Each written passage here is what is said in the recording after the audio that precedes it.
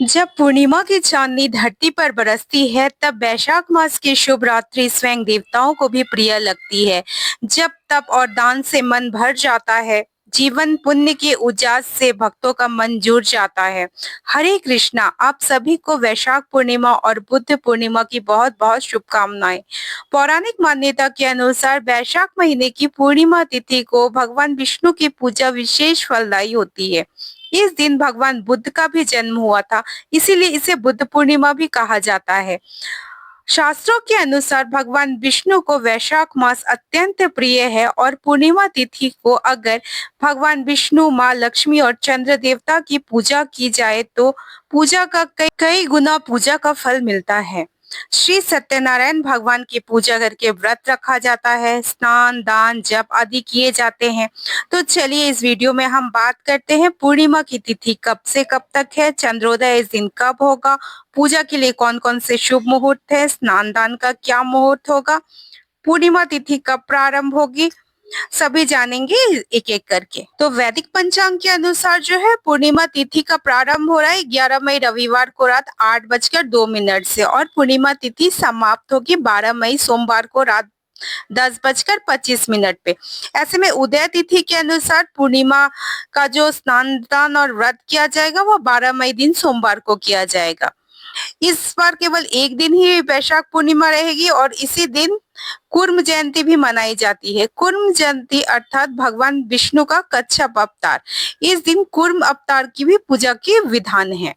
तो आइए अब जानते हैं हम लोग कि 12 मई के दिन जो है पूजा का क्या मुहूर्त रहेगा। तो इस दिन सबसे पहले शुभ मुहूर्त रहने वाला जो है वो सुबह में 4:29 से 5:32 तक 12 मई को रहेगा और शाम की जो पूजा का मुहूर्त है वो 7:03 से 8:06 शाम में रहेगा। और गोधूली मुहूर्त जिस समय आप दीपदान कर सकते हैं, चंद्रमा की पूजा कर सकते हैं, वो है 7:02 से 7:23 तक। और चंद्रोदय का जो समय है वो 6:51 पे है। 12 मई को जो सूर्योदय का समय है वह सुबह 5:51 पे है और सूर्यास्त जो होगा 6:55 है। ब्रह्म मुहूर्त का जो समय है वह है 4:14 से 5:02 में पूर्णिमा के दिन यानी 12 तारीख को सुबह में सोमवार के दिन। तो पूर्णिमा के लिए दान करने के लिए ब्रह्म मुहूर्त या सूर्योदय का समय सबसे शुभ माना जाता है। तो सूर्योदय होने के जितनी जल्दी आप स्नान दान कर सकते हैं वो काफी अच्छा रहेगा। इसके अलावा जो हमें अभिजीत मुहूर्त प्राप्त हो रहा है वो है दिन में 11:57 से दोपहर 12:50 तक। इस समय आप श्री सत्यनारायण भगवान की पूजा कर सकते हैं, कथा कर सकते हैं या करवा सकते हैं। आप पंचांग या कैलेंडर वगैरह में देख सकते हैं कि भद्रा भी है इस दिन। तो मैं आपको बता दूं कि भद्रा का वास जो है पाताल लोक में होगा, तो इसका धरती लोक पर कुछ असर नहीं है। तो आप अपना पूजा पाठ या कथा जो भी आप करवा रहे हैं वो शुभ मुहूर्त में करवा सकते हैं, कुछ भी दिक्कत नहीं है। अगर आप राहु काल को मानते हैं तो राहु काल सुबह 7:30 से 9 बजे तक रहेगा, तो इस समय अपनी पूजा पाठ या दान पुण्य में थोड़ा विराम आप दे सकते हैं। चलिए जान लेते हैं इस दिन के महत्व के बारे में। तो मान्यताओं के अनुसार इस दिन चंद्रमा की पूजा करने से चंद्र दोष से मुक्ति मिलती है और ब्रह्मा जी ने सभी मासों में वैशाख मास को सबसे उत्तम कहा है और मान्यता है कि इस दिन व्रत रखने और पूजा करने से भगवान विष्णु की कृपा के साथ साथ मृत्यु के देवता जो है यमराज उनको भी प्रसन्न किया जा सकता है।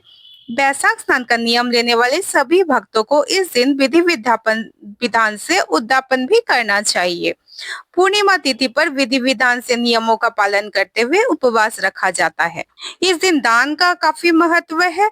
इस दिन के दान से हमारे पूर्वजों की आत्मा को शांति मिलती है तथा हमारी उन्नति का मार्ग प्रशस्त होता है।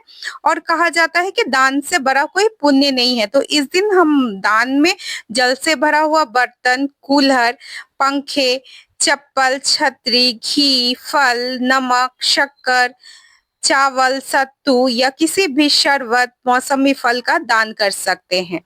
शास्त्रों में कलयुग के बारे में बताया गया है कि दान करने से बड़ा कोई पुण्य नहीं होगा कलयुग में, और कलयुग में एकमात्र दान से ही मनुष्य को सभी पापों से मुक्ति मिल सकती है। तो इस दिन जो भी आपसे बन सकता है वो दान करने की अवश्य प्रयत्न करें। इस दिन जो है माँ लक्ष्मी को खीर का भोग अर्पण करने से घर में लक्ष्मी जी की स्थायी कृपा बनी रहती है और पूजा करने के बाद सबसे अंत में अपनी की हुई जाने-अनजाने में जो भी गलतियाँ हुई हैं उसकी क्षमा याचना करनी चाहिए। यमराज जी के निमित्त पूजा के दिन रात को दक्षिण दिशा की तरफ मुँह करके एक यम दीपक जलाना चाहिए। अपने आसपास जो भी पवित्र पौधे खास करके तुलसी जी के सामने दीपक जलाना चाहिए।